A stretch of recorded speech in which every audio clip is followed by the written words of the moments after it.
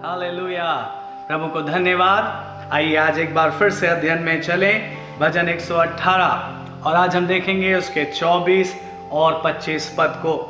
लिखा है, आज वो दिन है जो यहोवा ने बनाया है, हम इसमें मगन और आनंदित हों। नाउ अगर हम देखें तो सारी चीजें बॉइल डाउन करती हैं टू वन डे। आदम ने एक दिन फल खाया और हमेशा के लिए परमेश्वर से दूर हो गया। अब्राहम ने एक दिन फैसला किया कि वो सब कुछ छोड़कर अपने परमेश्वर के पीछे चलेगा और वो हमेशा अपने परमेश्वर के साथ साथ चलता रहा। हमारे प्रभु यीशु मसीह ने एक दिन इस पृथ्वी पर जन्म लिया। हमारे प्रभु यीशु मसीह ने एक दिन उस क्रूस पर जाकर हमारे लिए उद्धार के काम को पूरा किया। So it boils down to that one day. मेरे और आपके लिए वो एक दिन है हमारे उद्धार का दिन, जब हम अपने परमेश्वर से, अपने प्रभु यीशु मसीह से अपने पापों की क्षमा मांगते हैं और वो दिन हमारे लिए ग्रेटेस्ट डे बन जाता है। आमीन। वो किसी भी दिन से ज्यादा उत्तम दिन हमारे लिए हो जाता है। उस दिन स्वर्ग हमारे लिए खुल जाता है और फिर हमारी एक नई लाइफ, एक नई जिंदगी शुरू हो जाती है। हमारे प्रभु यीशु मसीह के साथ एक नए संबंध में हम एंटर कर जाते हैं और फिर मानो वो एक दिन लाइफ लॉन्ग चलता रहता है। आमीन। वो एक दिन शुरू तो होता है बट फिर कभी खत्म नहीं होता है। एक दिन मैं ध्यान कर रहा था और मैं सोचने लगा, जब मैं और आप स्वर्ग में होंगे और उस इटर्निटी तक हम अपने परमेश्वर को धन्यवाद देंगे सिर्फ उस एक दिन के लिए। उस एक दिन जिस दिन हमारा उद्धार हुआ, वो एक दिन जिस दिन यीशु मसीह का मैसेज हमारे लिए रियलिटी बन गया।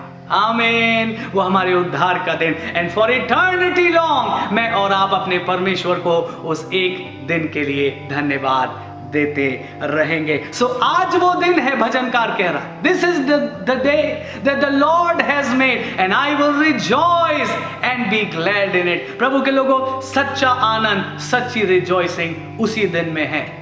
हाँ, मैं और आप बहुत सी अन्य चीजों में रिजॉइस कर सकते हैं, बट जो ट्रू जॉय है, जो ट्रू हार्ट फेल्ट जॉय है, वो सिर्फ उस डे ऑफ सैल्वेशन में है। और जब मैं और आप उस डे ऑफ सैल्वेशन में एंटर कर जाते हैं, देन देखिए ये प्रेयर शुरू होती है। दिस प्रेयर बिगिंस वर्स 25, हे यहोवा विनती सुन, उद्धार कर। हे यहोवा विनती सुन, सफलता दे।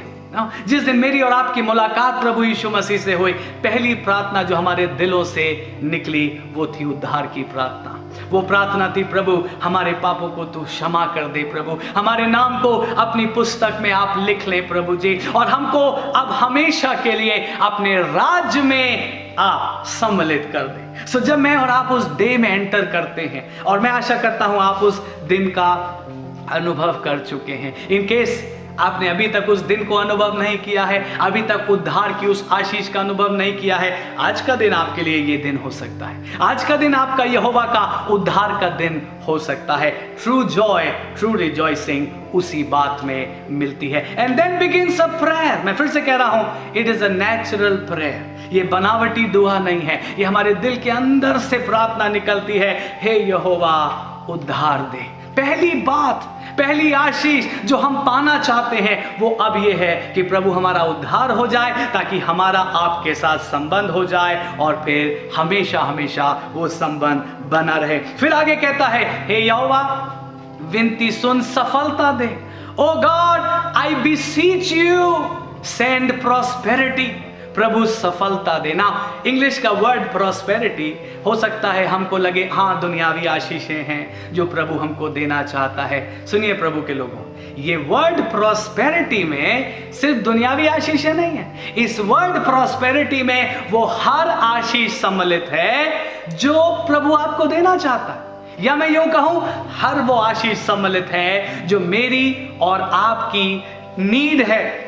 सो जो प्रॉस्पेरिटी प्रभु मुझे और आपको देता है, उस प्रॉस्पेरिटी में सब कुछ है। मैं आपका ध्यान ले जाऊं, जब इजरायली लोग मिस्र देश से निकल रहे थे, आपको याद है 430 साल की गुलामी के बाद वो मिस्र से निकल रहे थे और वो कनान जा रहे थे, परमेश्वर ने उनको बचा लिया था।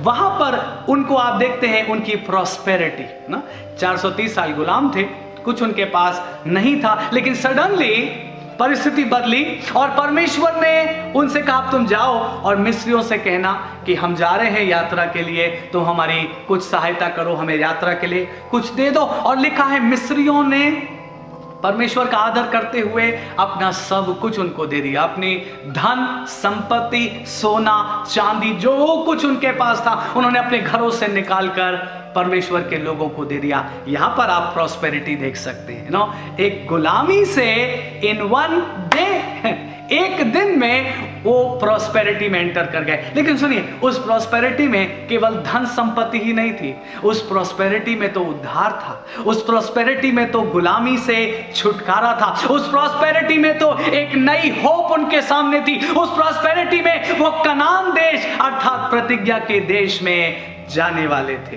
हालेलुया!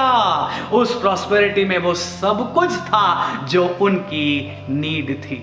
मैं आपसे क्या कह रहा हूं, जब मैं और आप परमेश्वर से उद्धार की आशीष को पाते हैं तो परमेश्वर हमको प्रॉस्पर भी करता है, और ना केवल दुनिया की डेफिनेशन में प्रॉस्पर करता है, दुनियावी रूप से हमको कुछ आशीषें देता है, बल्कि हमको उद्धार भी देता है, हमको छुटकारा भी देता है, हमको चंगाई भी देता है, हमको नई आशा भी देता है, हमारा नाम अपनी पुस्तक में लिख लेता है और हमें भी एक प्रतिज्ञा के देश में शामिल कर लेता है। हालेलुया! सो परमेश्वर का धन्यवाद उसके उद्धार के लिए, परमेश्वर का धन्यवाद उसकी प्रॉस्पेरिटी के लिए। आप अगर यिर्मयाह की किताब में पढ़ेंगे चैप्टर 33 वर्स 6 to 9, आप देखिएगा वहां पर भी वर्ड प्रॉस्पेरिटी आया है, संपन्नता का वर्ड आया है, लेकिन वहां पर भी इस प्रॉस्पेरिटी वर्ड के साथ बहुत से और शब्द जुड़े हैं। मैं जल्दी जल्दी शब्द दोहरा दे रहा हूं, health, cure, abundance of peace, truth,